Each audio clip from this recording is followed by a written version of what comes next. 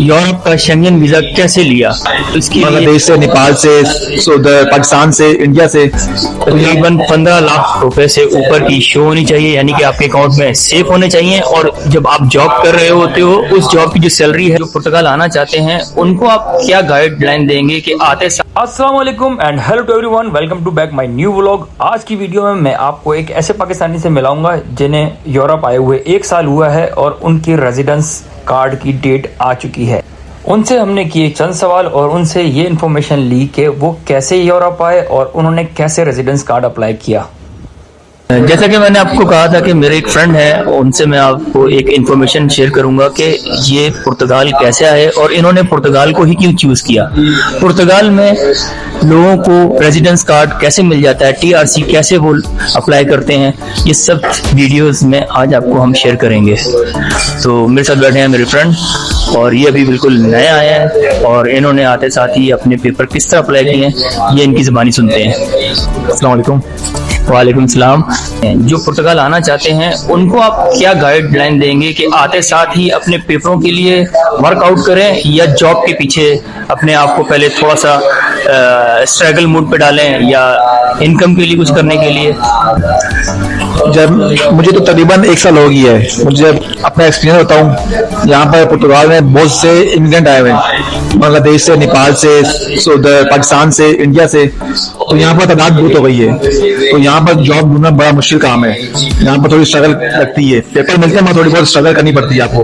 मैं जब शुरू में नया आया था, मैं भी थोड़ा 3-4-5 महीने जॉब ढूंढी, आगे पीछे बात की, सब की, लोगों से मशवरे किए, फिर मुझे 6 महीने बाद मुझे जॉब मिली अच्छी सी। मैं थोड़ी बहुत आपको मुश्किलात करनी पड़ती है। आप दिमाग में ये सोच के ना है कि मैं पुर्तगाल आऊँ तो मुझे डायरेक्ट जॉब मिल जाए।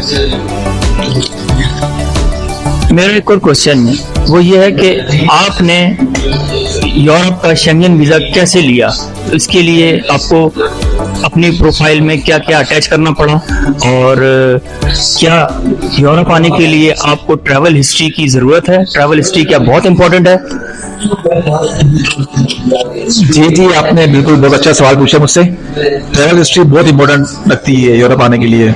मैंने अपनी जो ट्रैवल जर्नी स्टार्ट की, मैंने तकरीबन 2018-19 से मैंने ट्रैवल हिस्ट्री अपनी स्टार्ट की। पहले मैंने अपनी ट्रैवल हिस्ट्री बनाई, फिर मैंने यूरोप अप्लाई किया। सबसे पहले मैं गया सऊदी अरबिया फैमिली के साथ, फिर मैं गया फैमिली के साथ मलेशिया और थाईलैंड का मैंने टूर, फिर मैं वापसी आया, फिर मैंने 1 साल गैप के बाद दोबारा और टूर मारा दुबई का मार के, फिर मैं थोड़ा वेट किया, फिर मैंने तुर्की अप्लाई किया, तुर्की में वीजा लगा, फिर मैंने जर्मनी अप्लाई किया। फिर जर्मनी वाले ने मुझे जब देखी कि ट्रैवल हिस्ट्री आपकी हुई भी है, बैंक स्टेटमेंट आपका बना हुआ अच्छा, तो उन्होंने फर्स्ट ट्राई में ही वीजा दे दिया।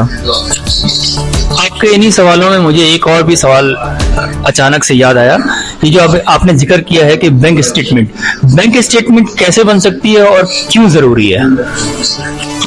बैंक स्टेटमेंट इसलिए जरूरी है कि आपको जब आप वीजा अप्लाई करते हो, उनको पता चले कि आपके बैंक में कितने पैसे पड़े हुए हैं। आप वहां जाओ, जर्मनी में जाओ, कहीं भी किसी कंट्री जाओ, तो आप ऐसे इतना हो कि आप सर्वाइव कर सको, इसलिए आपको इम्पोर्टेंट रखती है। अच्छा, मैं आपको एक बात बताता चलूं कि जो बैंक स्टेटमेंट है वो क्यों जरूरी है। बैंक स्टेटमेंट में पहले यूरोपीय यूनियन का वीजा अप्लाई करने के लिए हमारे पाकिस्तानी 14 लाख रुपया मांगते थे कि आपके अकाउंट में 14 लाख रुपए हो और आप इनकम कैसे करते हैं वो आपने शो करना है। लेकिन अब ऐसा नहीं है, अब आपकी इनकम तकरीबन 15 लाख रुपए से ऊपर की शो होनी चाहिए, यानी कि आपके अकाउंट में सेफ होने चाहिए। और जब आप जॉब कर रहे होते हो, उस जॉब की जो सैलरी है वो तकरीबन 2 लाख से ऊपर होनी चाहिए, तब जाके आपकी बैंक स्टेटमेंट बनती है। हमारे लोग क्या करते हैं कि बैंक स्टेटमेंट वो 2 नंबर बनवा लेते हैं और फिर जब वो वीजा अप्लाई करते हैं तो वो चेक हो जाती है, ऐसे फिर वो ब्लैक लिस्ट हो जाते हैं। तो बैंक स्टेटमेंट कभी भी आप 2 नंबर नहीं बनाए। आप कहीं भी जॉब करते हैं, इवन आप अपना बिजनेस करते हैं, तो आप एक अच्छे से वकील से अपनी फाइल बनवाएं और जो इनकम पर मंथ आप प्रॉफिट के तौर पर या सैलरी के तौर पर लेते हैं, वो आप शो करें कि हम हर महीने ये इनकम कमा रहे हैं और ये हमारे अकाउंट में जा रही है। वही मनी जब वो सेफ होती है तो उसी से आपकी बैंक स्टेटमेंट स्ट्रांग होती है।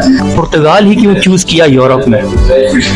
मैंने पुर्तगाल इसलिए चूज किया कि यूरोप में पुर्तगाल वाहिद ही कंट्री है जो आपको डॉक्यूमेंट दे रही है।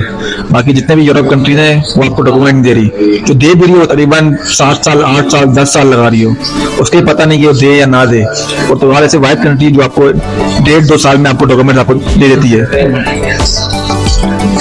और जब आप यहाँ पुर्तगाल आए तो आपको किन किन मुश्किलात का सामना करना पड़ा, और आने वाले जो हमारे व्यूअर्स देख रहे हैं, यूरोपीय यूनियन के वीजे के लिए ट्रैवल हिस्ट्री भी बहुत जरूरी है। अब जाहिर सी बात है, आप किसी जॉब के लिए जाते हैं तो आप अपनी एक अच्छी फाइल तैयार करते हैं, उस फाइल में आप अपना एक्सपीरियंस शो करते हैं, आपने कितनी तालीम हासिल की है वो बताते हैं, एक्सपीरियंस बताते हैं। सेम वीजा लेने के लिए भी आपको ये सब शो करना पड़ेगा। ऐसा नहीं है कि आपने फ्रेश पासपोर्ट बनाया और आप बिल्कुल नई बैंक स्टेटमेंट, आपने बैंक में पैसा डाला और आप चले गए वीजा लेने, ये इस चीज की कोई वैल्यू नहीं है। अगर आप वीजा अप्लाई करना चाहते हैं तो आपको सब कुछ जेन्युइन और नए तरीके से अपनी प्रोफाइल को स्ट्रॉन्ग करना पड़ेगा। इसमें आपको साल भी लग सकता है, लेकिन जब साल के बाद आप यूरोपीय यूनियन का शेंगन वीजा अप्लाई करेंगे तो आपको किसी भी कंट्री का वीजा मिल सकता है। तो अब इनसे पूछते हैं कि जब ये पुर्तगाल आए तो इन्हें जॉब करने में या जॉब हासिल करने में मुश्किलात पेश आई, और अब इनका जो इन्होंने पेपर हासिल करने के लिए जो टीआरसी कहते हैं, टीआरसी अप्लाई किया, वो कैसे अप्लाई किया? आपने बड़ा अच्छा क्वेश्चन पूछा मुझसे। मैंने आपको पहले भी बताया कि यहाँ पर जॉब की थोड़ी मुश्किलात है, क्योंकि यहाँ पर इमिग्रेंट बहुत आए हुए हैं, तो जॉब कम है और बंदे ज़्यादा हैं, तो हम कैसे एडजस्ट करते हैं। तो यहाँ पर थोड़ी मुश्किलात होती है, मगर इस तरह भी नहीं, इंशाल्लाह अल्लाह पाक आसानी पैदा कर देता है। थोड़ी स्ट्रगल करनी पड़ती है, 2-3 महीने जॉब की सीवियाँ देनी पड़ती है, आपको स्किल आनी चाहिए, आपको सारे काम आने चाहिए, तो बाकी इंशाल्लाह जॉब मिल जाती है। ऐसा नहीं कि नहीं मिलती, मगर मिल जाती है। तो मैं भी थोड़ी 3-4-5 महीने बाद मुझे मिल गई थी। जब आपने पेपर अप्लाई करने के लिए अपनी फाइल तैयार की है, जिसे हम टीआरसी कहते हैं, टीआरसी रेजिडेंस कार्ड, उस कार्ड के लिए आपको कॉन्ट्रैक्ट जरूरी चाहिए? कॉन्ट्रैक्ट बहुत इंपॉर्टेंट है या नहीं? मैं आपको शुरू से बताता हूँ डिटेल ना। जब आप पुर्तगाल आते हैं नए, जब आप, मैं एक और इस सवाल में एक अपना सवाल ऐड कर देता हूँ, जो लीगल पुर्तगाल में एंटर होते हैं वो लोग और जो इलीगल पुर्तगाल में एंटर होते हैं वो लोग अपना टीआरसी कैसे अप्लाई करें और उन्हें कितना टाइम लग जाता है? देखिए, सबसे पहले जब आप पुर्तगाल आते हैं आपके पास एक अपनी लीगल एंट्री होनी चाहिए, मतलब आपके पास बोर्डिंग कार्ड होना चाहिए, आपके पास वीजा होना चाहिए, तो आपके लिए बहुत अच्छा है। आप आए, आप इधर पहले अपना टेस्ट नंबर बनाए, तो वो टेस्ट नंबर होता है निफ्ट, उसको कहते हैं पुर्तगाल में निफ्ट नंबर। निफ्ट नंबर बनाए, फिर आपको इसके बाद बनाना है निफ्ट नंबर, सोशल नंबर, मतलब tax number, social tax number. फिर आपने बनाना है जो घर का एड्रेस, जुनता बनाना है। फिर आपने एक कॉन्टैक्ट लेना है। जुनता कैसे कहते हैं?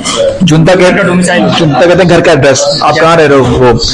तो आपने फिर कॉन्टैक्ट लेना है। उस फाइल लो के लिए आपके 3-4 डॉक्यूमेंट जरूरी है, निफ्ट और कॉन्ट्रैक्ट और जुनता, ये 4 डॉक्यूमेंट आपके पास हो तो आपकी फाइल लो हो जाएगी। आप सबसे पहले आप पुर्तगाल में आए, सबसे पहले अपनी फाइल लो कराएं। आप फाइल लो का मतलब ये कि आपने फाइल लो करा दी, तो मतलब आपने आज फाइल लो कराई, तो आपका आज से टाइमिंग स्टार्ट हो गई, मतलब आज से आपकी टाइमिंग स्टार्ट हो गई। अब 1 साल लगेगा, 2 साल लगेगा, आपको इस दिन से आपका टाइमिंग गिना जाएगा। जब आप अपनी फाइल लॉक करवा लेते हैं, आपको एक डोमिसाइल चाहिए, आपको एक निफ नंबर चाहिए, एक सिक्योरिटी सोशल नंबर चाहिए, और चौथा नंबर कौन सा? कॉन्ट्रैक्ट आपको चाहिए, यानी कि जॉब का, जिस जॉब पे आप कर रहे हैं। उस जॉब के बाद वो जॉब जहां आप करते हैं वो कंपनी आपका टैक्स पे करेगी, और आपको जो सैलरी आती है वो आपको हर महीने आपके अकाउंट में सैलरी आएगी। जो लीगल है, इसका मतलब ये है कि वो 6 महीने के बाद अपने फिंगर अप्लाई कर सकते हैं, यानी कि वकील के थ्रू अपने कार्ड के लिए फिंगर अप्लाई करके अपनी डेट जल्दी ले सकते हैं। और जो इलीगल हैं उन्हें तकरीबन 12 महीने के बाद ही वो अप्लाई कर सकते हैं, या वो भी पहले कर सकते हैं? आपने बड़ा अच्छा क्वेश्चन पूछा है मुझसे। ये जो लीगल होता है, लीगल उसको क्या पुर्तगाल वाली कंट्री ने कहा है कि आपको 6 टैक्स रिक्वायर्ड है, मतलब आपको 6 टैक्स दोगे आप लीगल हो कि आप अपने कार्ड की ले सकते हो आप वकील के थ्रू। जो इनलीगल है उनको 12 टैक्स देने ही देने। लीगल के लिए 12 से ज्यादा 12 हो जाए वो भी चलेगा काम। जी, इनका कहने का मकसद है कि अगर आप यूरोपीय यूनियन में लीगल इंटर हो रहे हैं, यानी कि आप लोगों ने वहां पर वीजा अप्लाई किया और आपको यूरोपीय यूनियन का शेंगन वीजा मिल गया, और अब आप लीगल इंटर होते हैं इस पुर्तगाल में। जब आप आते हैं तो उसके बाद अगर आपको कॉन्ट्रैक्ट मिल जाता है, जॉब मिल जाती है, आप अपना nif number, security social number और घर का डोमिसाइल जब बनाते हैं, तो उसके बाद जिस दिन आप अपनी फाइल लॉक कराएंगे उसके 6 महीने के बाद, अगर आप 6 महीने काम कर चुके हैं किसी कंपनी में, तो 6 महीने के बाद वकील के थ्रू अपना टीआरसी कार्ड के लिए डेट ले सकते हैं। तब आपको एक डेट मिलेगी, जब आप वहां जाएंगे आपके फिंगर होंगे, यानी कि आपको कार्ड कंफर्म हो जाएगा कि आपको कार्ड ये लोग दे रहे हैं। लेकिन अगर आप इल्लीगल हैं तो आपको 12 महीने या उससे ज्यादा के महीने लग सकते हैं। उसके बाद आप वकील के थ्रू अपनी डेट निकलवा सकते हैं उस कार्ड के लिए। तो आज की वीडियो यहीं तक थी। नेक्स्ट वीडियो में मैं आपको और भी इंफॉर्मेशन शेयर करूंगा। तब तक के लिए अल्लाह हाफिज। अगर आप लोग न्यू हैं तो मेरे चैनल को सब्सक्राइब कर लें और बेल आइकन को प्रेस कर दें। Thank you.